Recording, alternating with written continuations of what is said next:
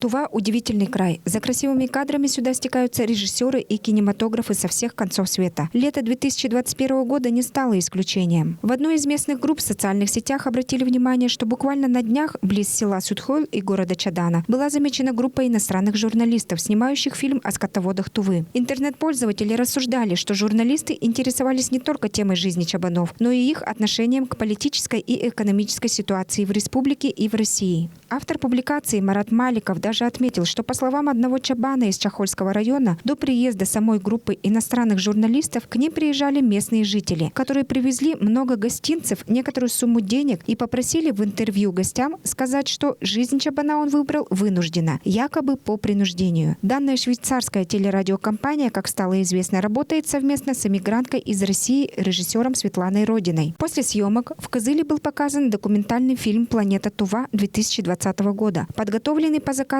Российского географического сообщества. Работа появилась после знакомства режиссера с дневником Сергея Минцлова «Секретное путешествие в Уренхай» 1914 года, который был переиздан спустя 100 лет в 2015 году. Фильм «Планета Тува», как сообщает Светлана Родина, создавали за счет средств Министерства культуры Швейцарии. В фильме про Туву «Планета Тува» мы тоже об этом размышляем. Это фильм не только про Туву, это фильм о терпимости друг к другу.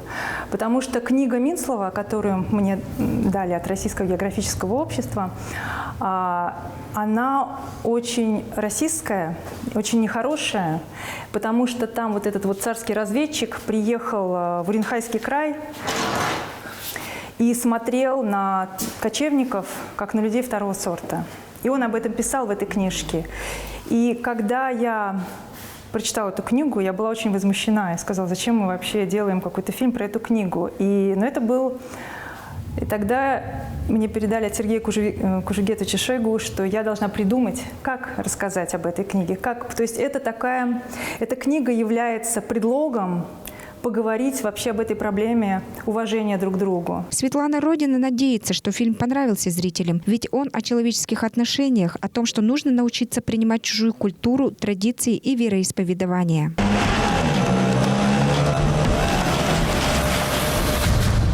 Минцлов – это такой повод для размышлений.